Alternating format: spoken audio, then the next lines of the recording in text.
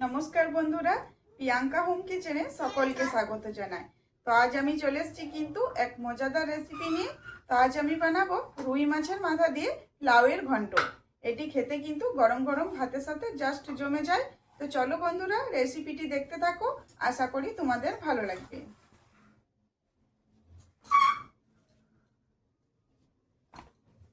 তো এই যে আমি নিয়ে নিয়েছি দুটো লাউ। তো এই লাউ দিয়েই আজ আমি মাছের মাথা দিয়ে করব। তো চলো প্রথমে লাউগুলো আমি ভালো করে ছুলে পরিষ্কার করে নেব। আর লাউগুলো কিন্তু একদম কচি আছে, খেতেও খুব ভালো লাগবে। তো এই যে এখানে মাছের মাথাটাতে এবারে আমি নুন হলুদ মাখিয়ে নেব। তো দিয়ে দিলাম নুন, হলুদের গুঁড়ো, অল্প একটু লঙ্কার গুঁড়ো। ভালো করে নুন হলুদটা লঙ্কার গুঁড়ো ভালো করে মাখিয়ে নেব।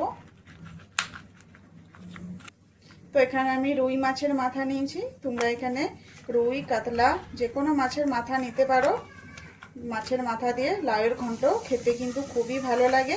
তো এই যে নুন হলুদ মাখিয়ে নিয়েছি। তো এবার এটা ভেজে নেব। তো এখানে এই যে লাউটা আমি খুব ভালো করে ধুয়ে পরিষ্কার করে নিয়েছি। আর এই যে একটু লম্বা লম্বা করে কেটে নিয়েছি। তো তেল গরম হয়ে গেছে, এবার মাছের মাথাগুলো দিয়ে দেবো।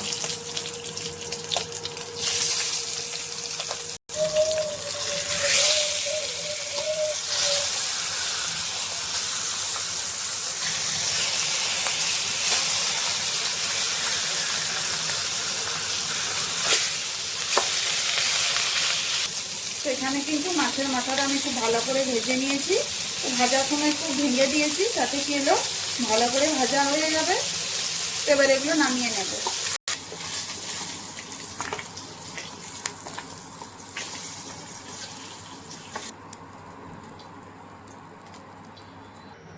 তো মাছ ভাজা তেলেই রান্নাটা আমি করে নেব। দুটো তেজপাতা দিয়ে দিলাম, দুটো শুকনো লঙ্কা মাছ থেকে ফাটিয়ে দিয়ে দিলাম, অল্প দিয়ে দেব কালো জিরে। এবারে দিয়ে দেব দুটো মিডিয়াম সাইজের পেঁয়াজ কুচি করে রেখেছি।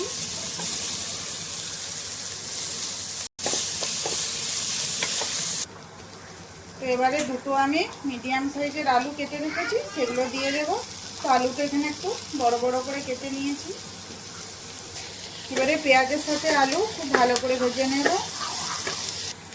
তো এবারে দিয়ে দেব এখানে অল্প নুন, যাতে পেঁয়াজ আর আলু খুব ভালোভাবে নরম হয়ে যায়। তো এখানে কয়েক কোয়া রসুন নিয়েছি আর কয়েক টুকরো আদা। তো এগুলো হামাল দিস্তে ভালো করে থেতো করে নেব। এবারে থেতো করে রাখা আদা রসুন দিয়ে দেব। আদা রসুনটা ভালো করে ভেজে নেব।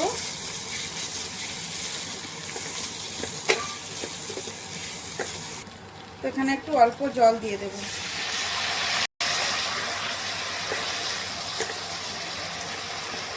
তো এখানে এবার দিয়ে দেব হলুদ গুঁড়ো, লঙ্কার গুঁড়ো, ধনে গুঁড়ো, জিরে গুঁড়ো। তো মশলাগুলো দেওয়ার সময় আঁচটা একটু কম করে দিতে হবে, নাহলে মশলাগুলো কিন্তু জ্বলে যেতে পারে। তো এবারে মশলাগুলো খুব ভালো করে মিশিয়ে নেব। তো এবারে এখানে দিয়ে দেব অল্প জল। সেই জল দিয়ে ভালো করে একটু মশলাগুলো কষিয়ে নেব। তো এবারে কিছুক্ষণের জন্য ঢাকা দিয়ে দেব।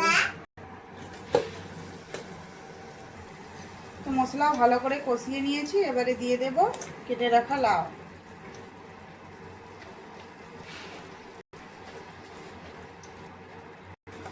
এবারে মশলার সাথে লাউ ভালো করে মিশিয়ে নেব।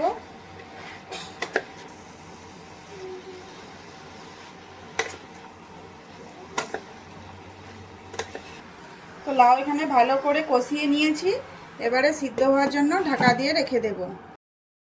তো লাউটা সিদ্ধ হওয়ার জন্য আমি ঢাকা দিয়ে রেখেছিলাম। তো বন্ধুরা দেখো এখানে কত জল বেরিয়েছে। আর এই লাউয়ের জলেই কিন্তু লাউটা সিদ্ধ হয়ে যাবে। এখানে রান্না করার জন্য কোনো জল ব্যবহার করতে হবে না। তো এখানে লাউ আর আলু কিন্তু আমার খুব ভালোভাবে সিদ্ধ হয়ে গেছে। এবারে এখানে আমি দিয়ে দেব একটা মিডিয়াম সাইজের টমেটো, ছোট ছোট করে টুকরো করে নিয়েছি। আর দিয়ে দেবো স্বাদ অনুযায়ী নুন। এবারে টমেটো লাউয়ের মধ্যে ভালো করে মিশিয়ে নেব।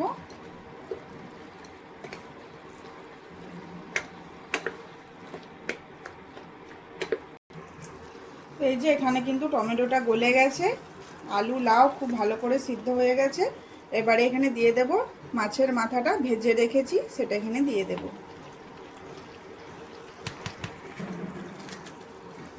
তো এভাবে মাছের মাথাটা একটু ভেঙে নেব, এবারে ভালো করে মিশিয়ে নেব।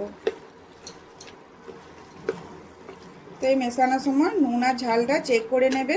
তো বন্ধুরা, এইভাবে কিন্তু মাছের মাথা দিয়ে যদি লাউ রাঁধো খেতে খুবই ভালো লাগে, গরম গরম ভাতের সাথে তো জমে যাবে। তো এবারে দিয়ে দেব গরম মশলা গুঁড়ো। এবারে গরম মশলা ভালো করে মিশিয়ে নেব। এই যে লাউ থেকে যে আরও এক্সট্রা জলটা রয়েছে, এই জলটা কিন্তু একটু ভালো করে আমি শুকিয়ে নেব। তো বন্ধুরা, এই যে দেখো আজ মাছের মাথা দিয়ে কিন্তু লাউয়ের ঘন্ট আমার হয়ে গেছে। খুব সুন্দর এটা দেখতে লাগছে আর খুব সুন্দর একটা গন্ধও বেরিয়েছে। তো আজকের এই লাউয়ের ঘন্ট কেমন লাগলো বন্ধুরা কমেন্ট করে জানাতে ভুলো না। আর যদি ভালো লাগে তো আমার চ্যানেলটি সাবস্ক্রাইব করে আমার পাশে থেকো। ভালো থেকো, সুস্থ থেকো।